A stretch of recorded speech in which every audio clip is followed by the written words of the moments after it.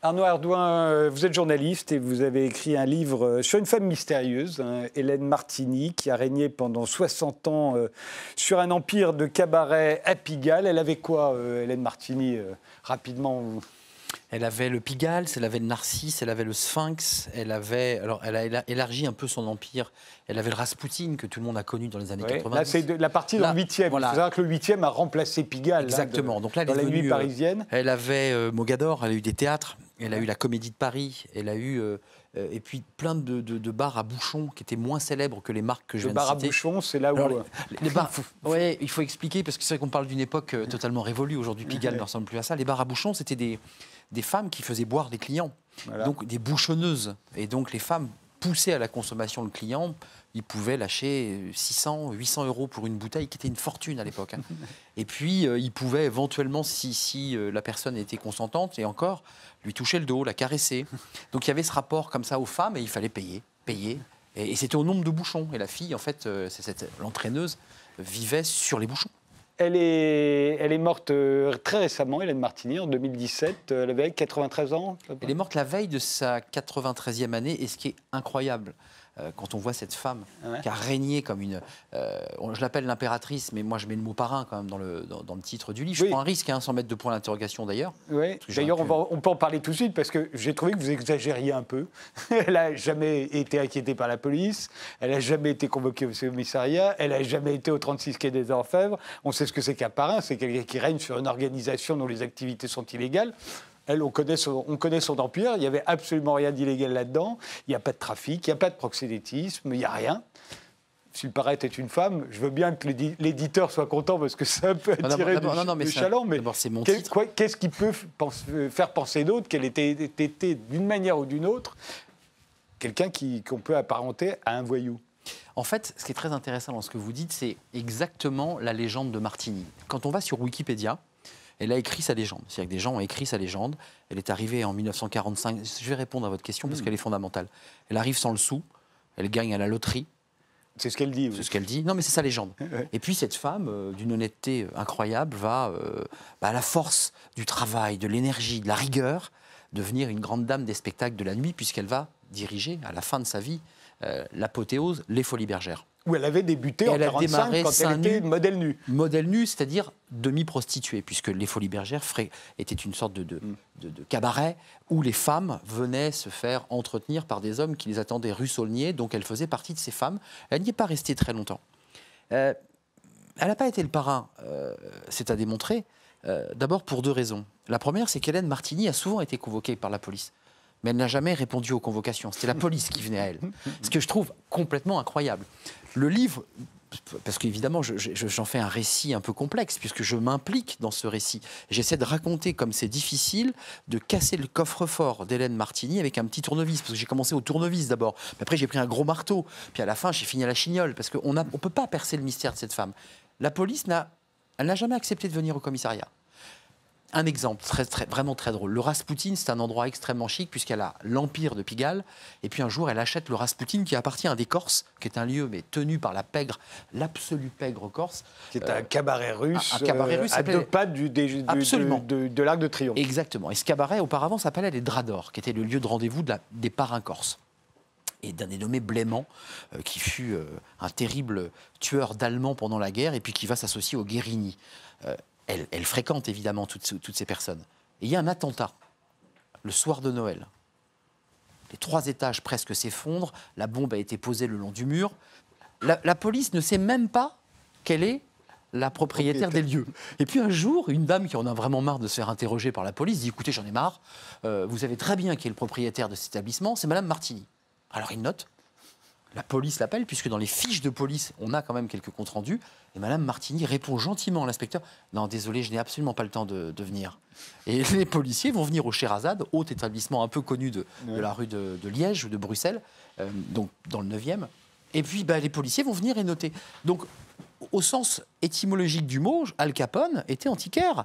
Je veux dire, ces hommes avaient des vitrines tout là, à fait là légales. Vous exagérez, Arnaud Ardouin, c'est que vous avez eu beau enquêter et vous mettez beaucoup en scène, c'est que vous ne trouvez pas grand-chose. C'est-à-dire, vous voyez, vous racontez sa vie, mais avec des trous, vous le dites vous-même d'ailleurs, il manque des pièces au puzzle, vous n'en savez pas beaucoup plus que la fiche Wikipédia que vous avez consultée au début, dans le sens, sur son enfance, vous ne savez toujours rien. Je ne vous en fais pas le reproche, hein, je dis simplement que c'est une femme très mystérieuse, elle reste mystérieuse quand on referme votre livre, et on n'a pas plus l'impression qu'elle était un parrain qu'au début. On se dit qu'elle a eu beaucoup de chance de survivre dans ce milieu quand même particulièrement hostile. Vous-même, vous posez la question, comment elle a pu tenir? Parce que son empire est convoité par beaucoup de gens, et pas forcément les mieux intentionnés, et elle le conservera, enfin elle va finir par le vendre à la fin, mais elle ne sera jamais dépossédée de cet empire. Alors, oui, c'est vrai que après 2 ans de travail, juridiquement, je ne peux pas démontrer qu'elle est un parrain. D'abord, objectivement, qu'est-ce qu'un parrain, si ce n'est une fiction réalisée dans des films de Melville, puisque seules les fictions ont été en mesure aujourd'hui de raconter ce qu'était un parrain. Dans la réalité d'un documentaire ou d'un film ou d'un récit littéraire, c'est extrêmement difficile, puisque d'abord, quand je suis allé aux archives de police, commençons par le début, la police me dit qu'elle n'a pas de dossier. Tiens. Alors, en revanche, il y a un dossier qui fait presque 1 mètre, qui est le dossier de son mari. Elle s'appelle Hélène Martini, mais son nom de jeune fille, c'est Hélène de Cressac. Ce qu'on découvre dans ce livre, et que personne ne sait, voilà c'est son mari, son mari, Nachat Martini. Voilà. Et cet homme, c'est pas n'importe qui, puisque c'est lui qui va lui apprendre le métier. Alors, reconnaissons que j'ai peut-être... C'est vrai que la photo n'est pas à son avantage. Hein. Non, et les autres non plus. Je ne les ai pas mises, mais elles ne sont pas à son avantage. Cet homme arrive en 1945, les poches pleines d'argent. Il est un collabo Il arrive 6 syrien. mois après elle. Hein. Oui, c'est ça. Tous les deux, il y a beaucoup de gens qui arrivent. Oui, c'est ça. Alors lui, il arrive dans mondiale. des conditions particulières. Tant Hélène Martini, l'existence d'Hélène Martini démarre le 18 juillet 1945 à Valenciennes. Ça, on a un document. Elle se fait accueillir à Valenciennes par un monsieur, un scribe, qui note consciencieusement, elle n'a pas de papier. Donc, probablement qu'elle ne s'appelle ni Hélène Martini, enfin, elle s'appelle Martini puisqu'elle est mariée, mais pas Hélène de Cressac dans son nom de jeune fille. Visiblement, ça n'existe pas. On peut chercher en Russie, on peut chercher en Pologne. Donc, cette femme est un mystère absolu. Elle rencontre cet homme. La légende dit, je l'ai rencontré boulevard Saint-Germain, c'est magnifique. Et je tenais un livre de Mahomet, et Nachat Martini, cet homme incroyable et cultivé ô combien, s'approche et lui dit, vous tenez un livre de Mahomet, quel bonheur, il s'aime et eure beaucoup d'enfants. Il n'eure aucun enfant d'ailleurs, mais il s'aime. En fait, c'est pas ça la réalité. C'est qu'à travers mon enquête, je découvre que cet homme va d'abord habiter dans un très bel hôtel de luxe, puis un jour, un type lui dit, écoute, ton argent, au lieu de le dépenser n'importe où, achète Pigalle. Et effectivement, il va aller place Pigalle, il va se dire, ah oui, effectivement, il y a quand même du potentiel. Et il va acheter quelques cabarets, le Narcisse, le Sphinx, le Pigalle, et puis ensuite les Folies Pigalle, qui étaient à l'origine un cinéma.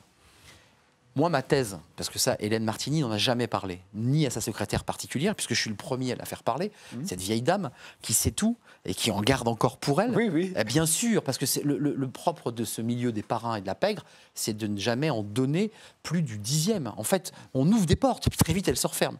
Et quand ils se rencontrent, très vite, Hélène Martini, elle est homosexuelle. Personne ne le sait dans le quartier, mais elle aime les femmes. Et quand elle est arrivée le 18 juillet 1945, elle est accompagnée d'une femme qui s'appelle Alice, qu'elle va présenter comme sa sœur, ce qui est déjà en soi incroyable. Cette petite Alice est toujours un petit peu derrière elle, la suit. Hélène, c'est vraiment celle qui dirige. Et puis Alice, qui est probablement sa compagne, sa complice de camp et sa compagne. Oui, parce qu'elle sort d'un camp de concentration. Oui, d'un camp de travail. Mais enfin, on ne sait pas trop. Concentration, non. Un camp de travail de toute évidence. La rumeur à Pigalle dit qu'elle parlait bien allemand et qu'elle s'en est aussi peut-être sortie grâce à sa bonne connaissance de la langue. Certaines mauvaises langues, et je l'ai vérifié, ont même dit qu'elle avait été capot, ce qui est totalement impossible. Elle avait 17 ans, ce qui est historiquement impossible. Mais néanmoins, cette femme s'en sort, elle arrive avec Alice et rencontre cet homme. Richissime. Alors physiquement, c'est pas les mêmes, mais ils vont monter une entreprise incroyable. Ils vont le construire ensemble, cet empire. C'est un empire. Ah, c'est lui, bien sûr. Lui meurt Alors lui aussi, c'est pareil. On ne sait rien. On ne sait pas d'où vient son argent. On le dit c'est un soutien de la Ligue arabe.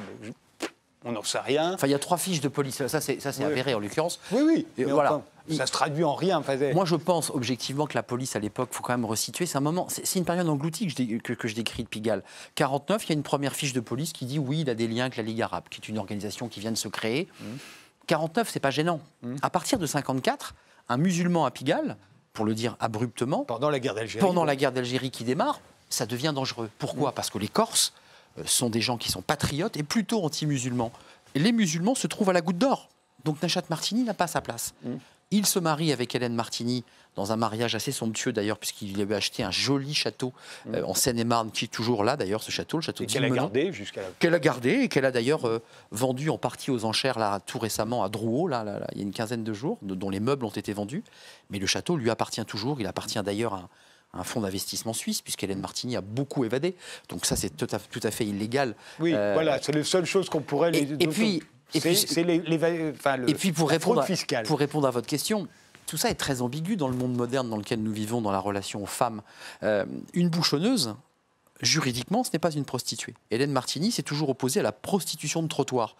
Et cette jeune dame, on sait très bien qu'après le service, elle accompagne son client chez le dénommé Bottet, que je cite dans le livre, qui est un personnage dont je lève un certain nombre de mystères sur cet homme, qui est le parrain de Marine Le Pen. Et chez Bottet, on va à l'hôtel et elle accompagne son client. Tout ça est très ambigu. Alors il faut voir qu'une fois, Nachat Martini va mourir d'une crise cardiaque. Officiellement. Officiellement, mais enfin, il n'y a pas de balle dans le corps non plus. Donc c'est une crise cardiaque. Ce qu'on ne sait pas, c'est forcément dans quelles circonstances, mais enfin bon.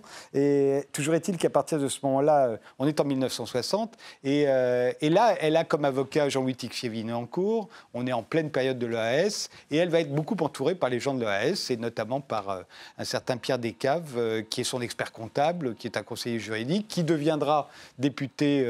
pendant très peu de temps du Front National, en 86-88, avec qui elle va avoir une longue histoire d'amour jusqu'à la fin de leur jour, enfin de lui d'abord, puisqu'il meurt en 2014. Donc elle a des liens avec l'extrême droite, mais enfin ça se résume a priori à son avocat et à son amoureux. Mais là aussi, on ne sait pas grand-chose. Reconnaissez-le. On peut toujours imaginer, on ne sait rien.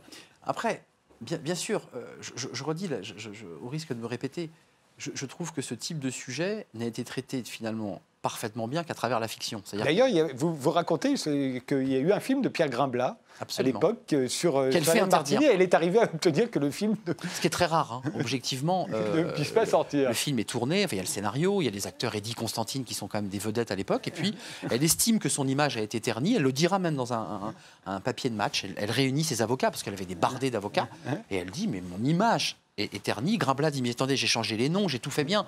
Non, je ne veux pas que vous puissiez imaginer un instant que j'ai pu mettre fin au jour de Nachat, puisque c'est de ça dont il est question dans le film. Hélène Martini, elle est totalement... elle est froide, elle est glacée. Elle est opportuniste. D'abord, Pierre Descaves est d'abord, dans un premier temps, conseiller de Giscard d'Estaing, puis ensuite basculera au Front National, comme d'ailleurs beaucoup de proches de Giscard ont basculé ensuite vers l'extrême droite. C'est un expert comptable de très haut niveau et va lui remettre son empire d'équerre.